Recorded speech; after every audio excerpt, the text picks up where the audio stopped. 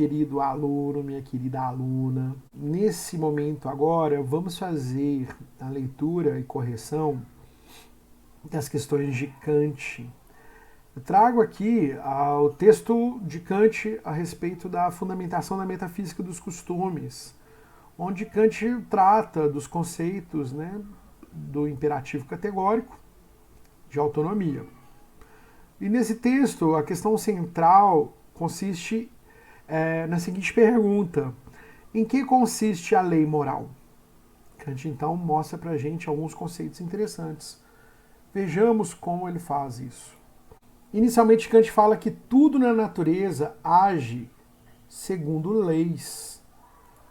Kant faz essa distinção. Tudo na natureza segue leis. Né? A natureza segue as leis da física, das leis naturais.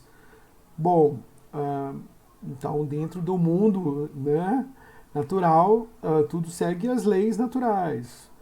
Agora ele vai falar que o ser humano, que é um ser racional, ele tem a capacidade de agir segundo representação das leis. E o que Kant quer dizer com representação das leis? Né? Ele vai chamar essas representações de leis de princípios. Ok? E por sermos racionais, nós podemos seguir princípios, ou seja, podemos seguir leis criadas pelos próprios princípios racionais humanos, né? E como nós não somos determinados pela natureza, não agimos conforme os nossos impulsos ou inclinações, nós agimos por uma vontade, e o Kant deixa isso claro.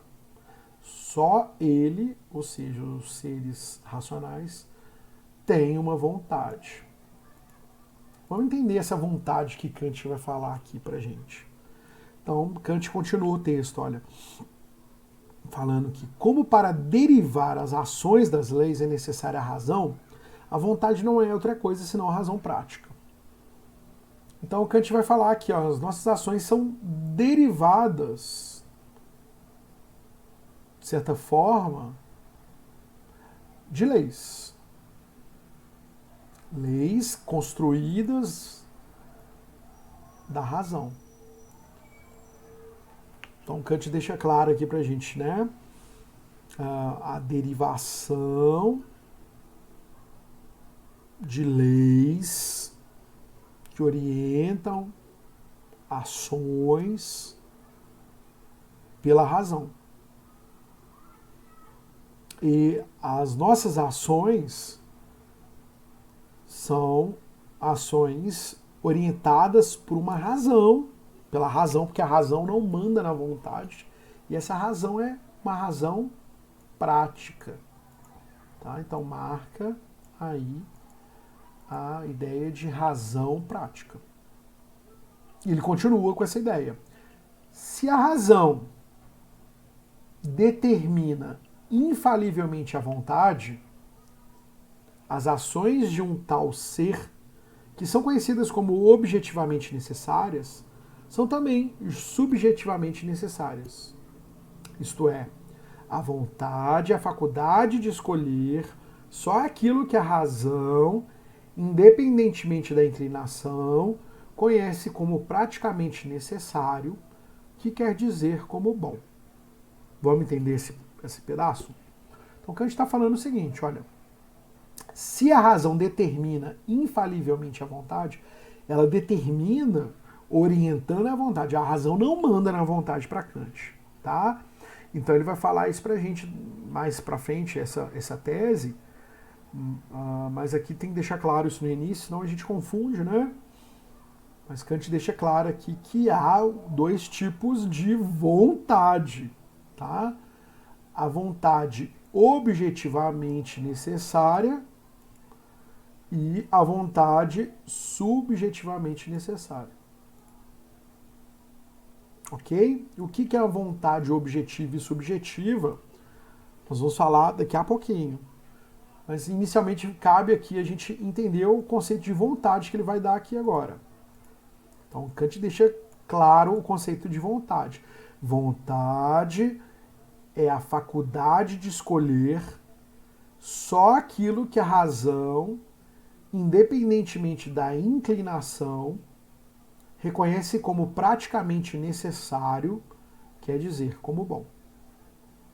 Está aqui o primeiro conceito que Kant dá no texto, um conceito de vontade. Então, vontade é a capacidade de escolher aquilo que a razão, independente da inclinação, reconhece como necessário e bom. Tá ok? Vamos passar para frente? Continua Kant. Mas se a razão só por si não determina suficientemente a vontade, se esta está ainda sujeita às condições subjetivas, a certos móveis que não coincidem sempre com as objetivas.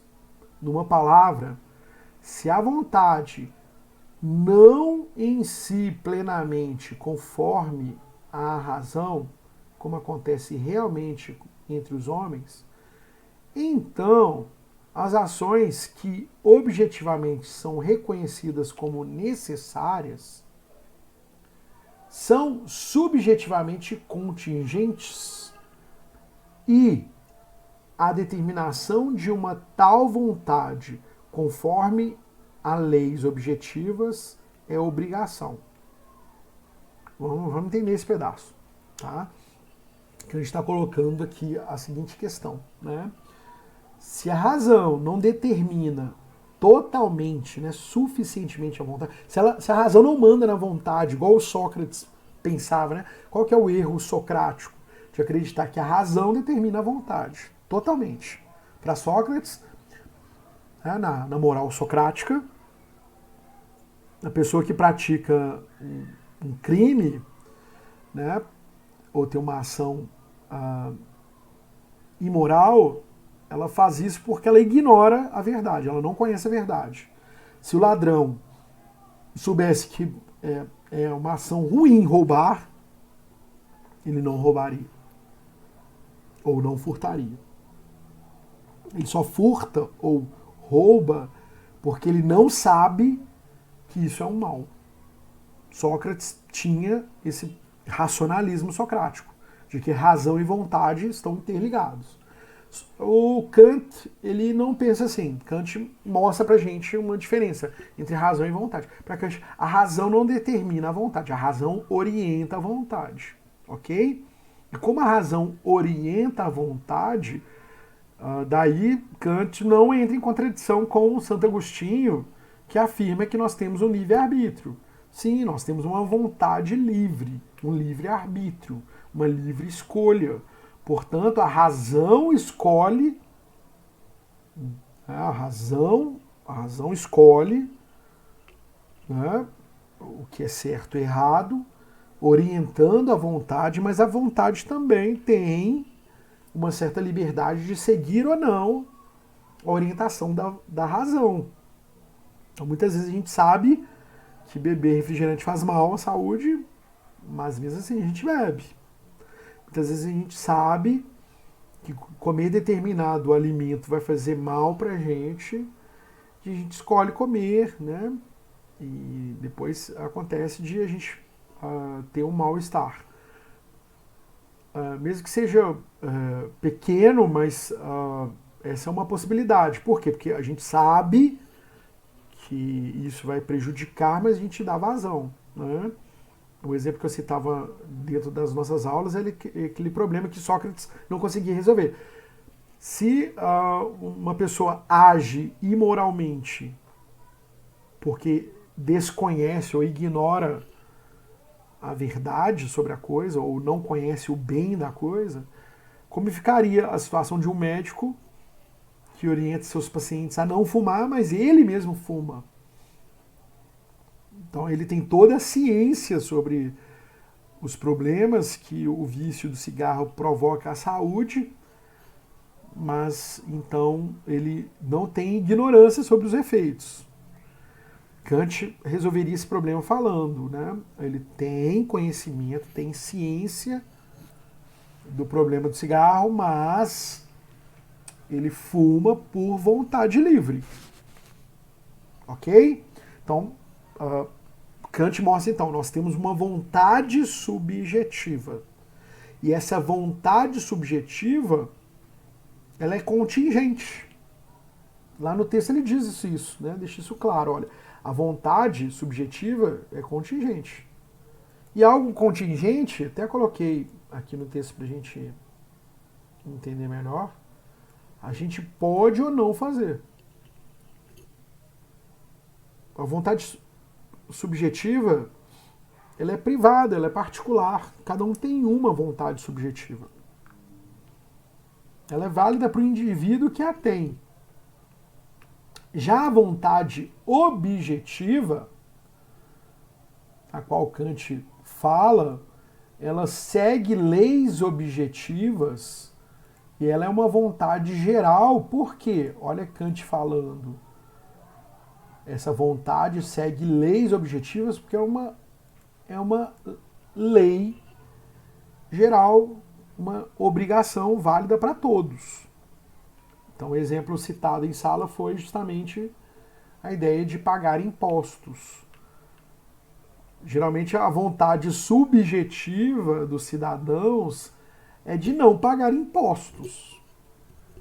Por quê? Porque esse dinheiro serviria para fazer outras coisas, para fazer viagens, para comprar, né, outros objetos materiais, por exemplo, como trocar o celular, né, o smartphone, ou trocar o notebook, né, no caso o laptop,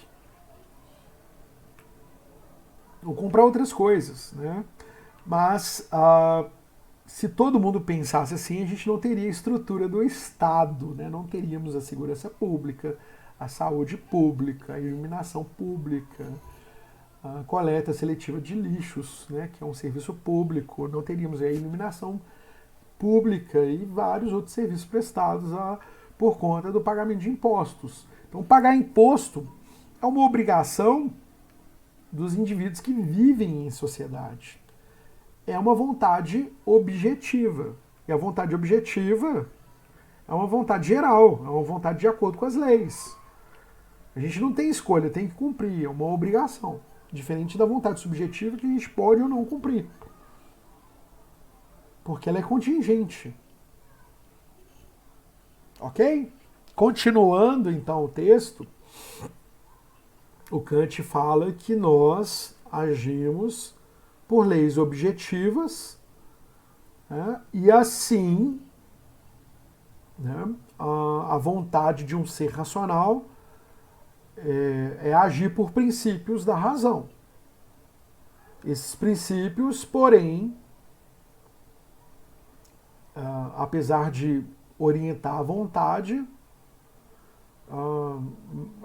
não necessariamente obedece a esses princípios. Então é assim que termina esse parágrafo. Ok? Vamos analisar mais um pouquinho. Kant fala o seguinte: todos os imperativos que se exprimem pelo verbo dever, todos os imperativos se exprimem pelo verbo dever. Olha só. Então Kant coloca aqui uma dica pra gente, né?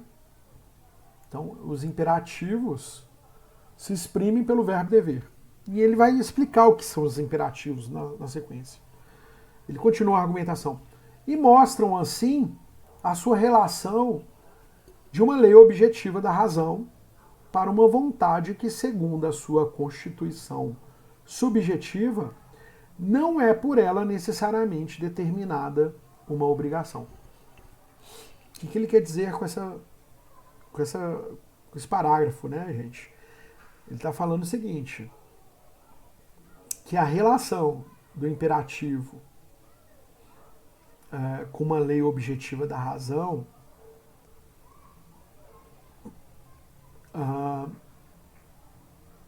não necessariamente o imperativo mandaria na vontade subjetiva.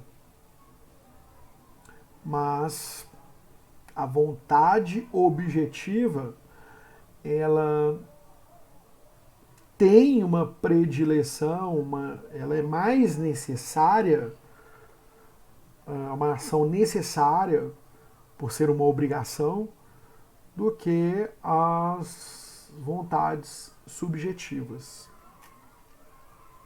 Por isso os imperativos, né, eles são fundamentais na reflexão da vontade, porque entre uma vontade subjetiva e objetiva, a vontade objetiva, ela teria ela seria uma ação mais necessária e determinada por ser uma obrigação. Ok? É difícil pensar isso, mas o Kant ele argumenta dessa forma. E continua. Ora, todos os imperativos ordenam hipoteticamente ou categoricamente. Então ele nos diz aqui que os imperativos trazem ordem. E essas ordens são hipotéticas ou categóricas. Ok? Então vamos marcar isso aqui. E o que são os imperativos hipotéticos? Então ele dá o conceito. Vamos ver o conceito? Os imperativos hipotéticos representam a necessidade prática de uma ação possível, como meio de alcançar qualquer outra coisa que se quer, ou que é possível que se queira. Ponto.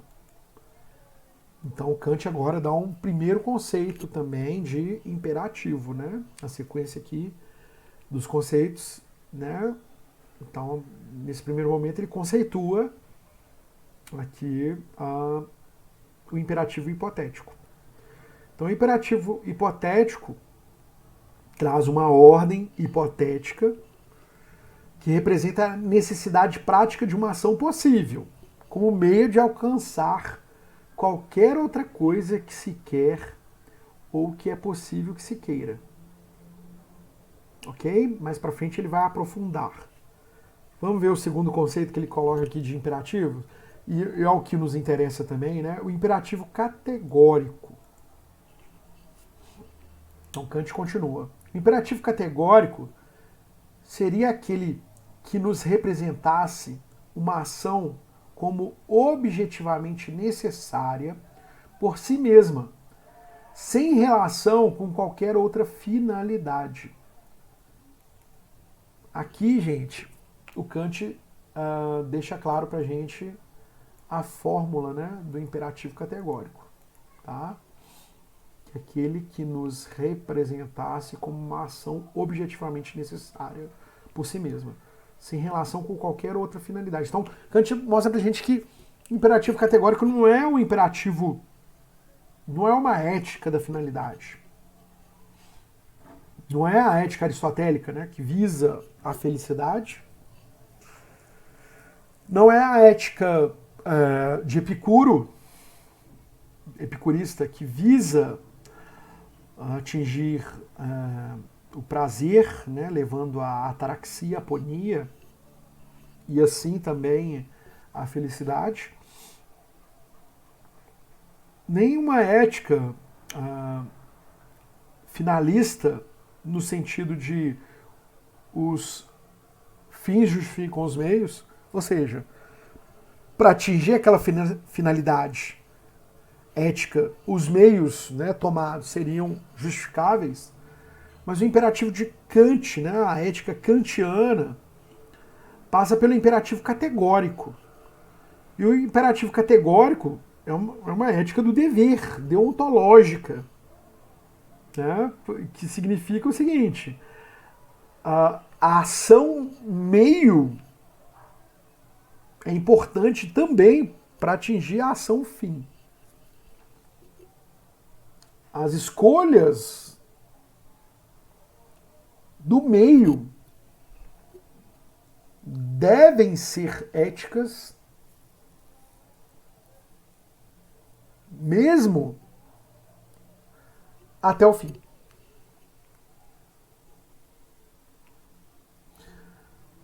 Isso quer dizer que, para Kant, a gente tem que fazer uma ação ética desde o início, como sendo ética até o final. Mentir para uma pessoa não sofrer, né, um assassinato, para proteger uma pessoa, por exemplo. Kant não concordaria com isso, porque isso poderia trazer consequências maiores. É o caso clássico de Kant conta, né, na obra dele, que o professor está em sala dando aula para os seus alunos e alguém com a arma na mão aparece na porta da sala perguntando sobre determinado aluno. Naquela ocasião, o professor deveria falar a verdade ou a mentira. Kant já tem resposta. Agir de acordo com o imperativo categórico é dizer a verdade desde o início. Tá? É seguir a razão prática. E o que é a razão prática? É justamente falar a verdade. Tá? É uma ação objetiva e necessária. Olha, eu não posso ter o controle da situação. Se ele vai matar ou não um determinado aluno, por mais absurda que pareça ser essa explicação que eu estou dando, mas para Kant, a gente não pode tentar tirar conclusões hipotéticas sobre aquilo que pode ocorrer. Né? E a gente tem que cumprir o nosso dever. Se todo mundo começa a fugir da regra por achar que pode controlar a situação de determinadas ações, então ninguém vai faltar, né? Ninguém vai falar a verdade nas situações. Né? Então, se alguém me pergunta alguma coisa, eu tenho que responder com a verdade. Mesmo que eu esteja numa cena absurda de alguém com a arma na mão perguntando sobre determinado aluno. Porque se eu quero ter o controle daquela ação, eu não estou cumprindo a vontade objetiva, eu estou cumprindo uma vontade subjetiva, que é o quê? Eu acho que determinada pessoa vai matar determinado aluno, que ele está com a arma na mão. Então eu acho que ele vai matar. Eu não quero que isso aconteça. Então eu vou criando exceções à regra objetiva. Ok? Continuando. Como toda lei prática representa uma ação possível, então toda lei prática representa uma ação possível como boa e por isso como necessária para o sujeito praticante determinável pela razão, todos os imperativos são fórmulas de determinação da razão. Desculpa. Todos os imperativos são fórmulas da determinação da ação, que é necessária, segundo o princípio, de uma vontade boa de qualquer maneira. No caso de a ação ser apenas boa como meio para qualquer outra coisa, o imperativo é hipotético. Então, o que Kant deixa claro aqui pra gente? Olha, no caso de a ação ser apenas boa como meio para qualquer outra coisa, o imperativo é hipotético. Então, a ação meio para qualquer outra coisa, boa, é hipotético. Tá? Então, vão entender essa diferença. E agora, e o imperativo categórico, né? Ele vai explicar na sequência. Se a ação é representado como boa em si, por conseguinte, como necessária numa vontade em si, conforme a razão, como o princípio dessa vontade, então o imperativo é categórico. Tá ok, gente? Então, é uma parte importante do texto, marca aí também, na qual ele faz a diferença entre hipotético e categórico. Tá? Se uma ação é apenas boa como meio para uma outra coisa, é hipótese, é imperativo hipotético. O imperativo hipotético ele não ajuda a gente a fazer, né, uma ética universal, válida em qualquer cultura, em qualquer lugar. Né? E até perigosa essa ética aí, do imperativo hipotético. Porque para Kant, o imperativo categórico é o que realmente funcionaria numa sociedade. Uma ação representada como boa em si. Por conseguinte, como necessária numa vontade em si, conforme a razão como princípio dessa vontade. O que é uma ação representada como boa em si? Você vai falar a verdade pela verdade. Se alguém te pergunta alguma coisa, você vai falar a verdade. Não porque você está com medo, não porque para salvar alguém. Não é uma ação como meio, mas é uma ação boa em si. É o certo a fazer em qualquer situação. Se alguém está perdido, se perguntar o caminho, você vai falar a verdade. Ok? Vamos passar para frente? Continuando então, já quase terminando, né? Há, no entanto, uma finalidade da qual se pode dizer que todos os seres racionais a perseguem realmente. Enquanto lhes convém imperativos, isto é, como seres dependentes, portanto, uma intenção que não é só eles podem ter, mas de que se deve admitir que a tenha na generalidade por uma necessidade natural. Essa finalidade é a felicidade. Bom, então aqui ele coloca, né, a questão da finalidade da felicidade, né, que é uma coisa que todo ser racional busca, todo mundo busca, que é a finalidade. Claro, Kant concorda, de certo modo, com Aristóteles, sim, com a ética da finalidade, sim, né? Toda ação tem uma finalidade, claro, que no fundo, é a felicidade, sim, ele concorda com isso. Né? É uma necessidade geral e natural, diz ele. Buscar a felicidade. Mas a ética não pode estar pautada só por isso. A gente não pode buscar os meios para atingir esse fim o tempo todo. Tá? Então ele vai deixar isso claro no seguinte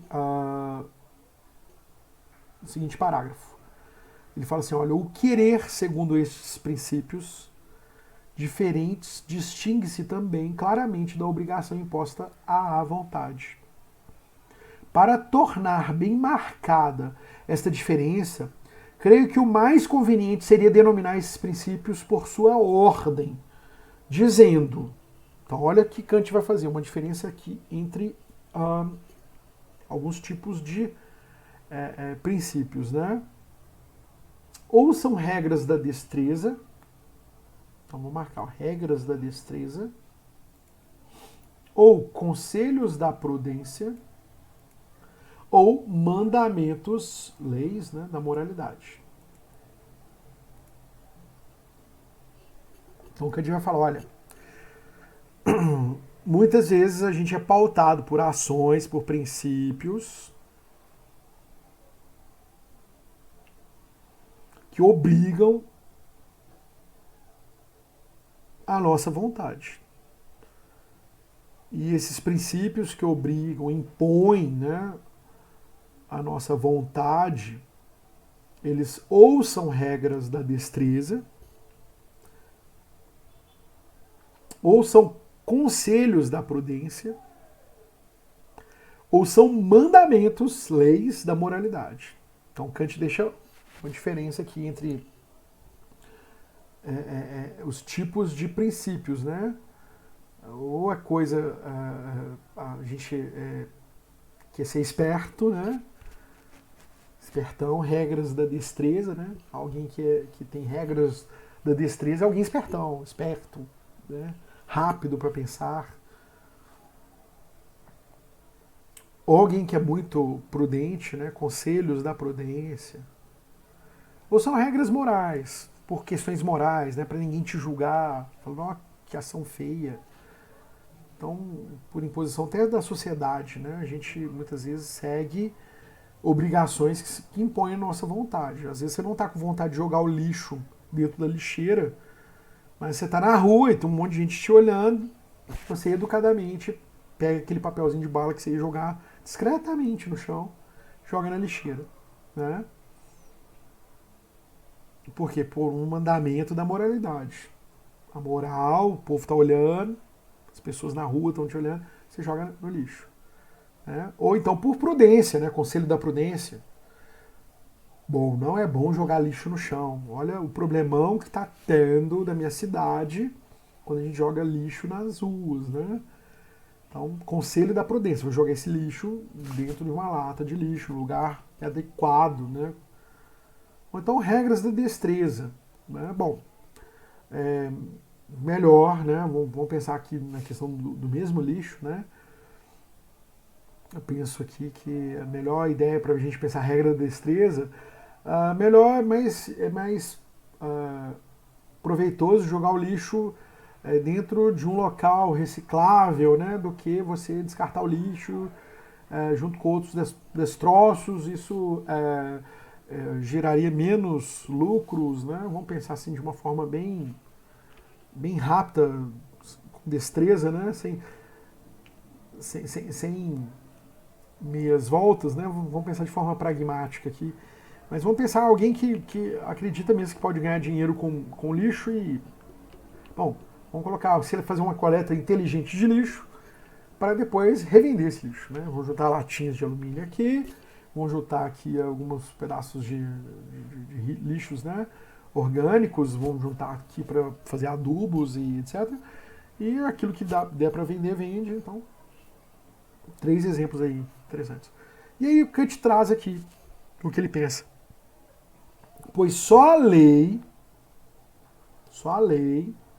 traz consigo o conceito de uma necessidade incondicionada, objetiva e, consequentemente, válida e geral. Há mandamentos. São leis a que tem de se obedecer, quer dizer que se tem que seguir, mesmo contra a inclinação. Então ele está falando aqui, ó, existe um tipo de lei, né?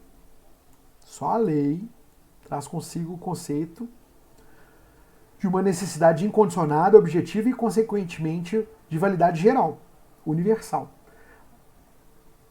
Há mandamentos, são leis a que tem de se obedecer, quer dizer que se tem de seguir, mesmo contra inclinação. Então ele vai dar um outro conceito aqui interessante, ó, o conceito de mandamentos.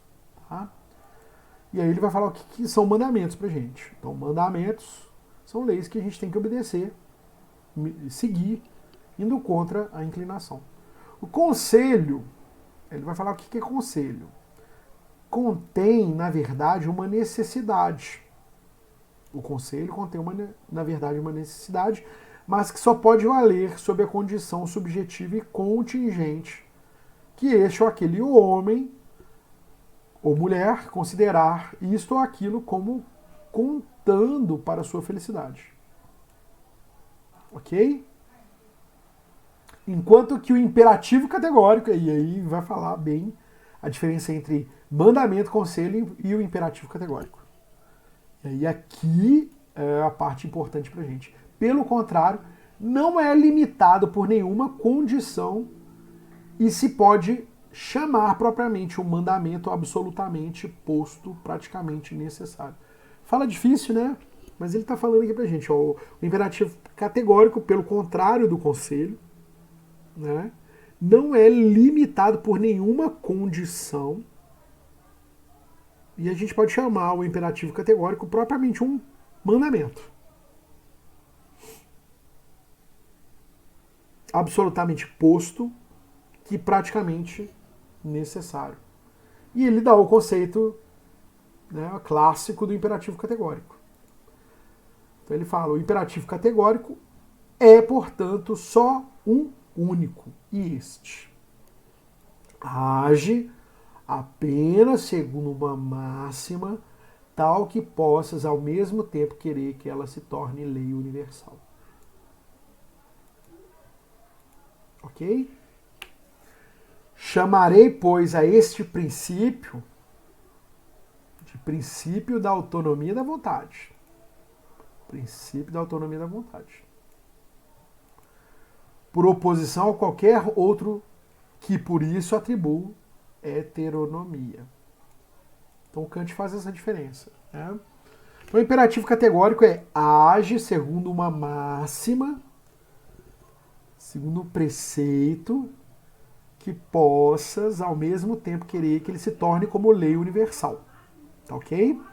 E essa lei universal, né, ou seja, válida para qualquer ser humano em qualquer lugar, a qualquer momento.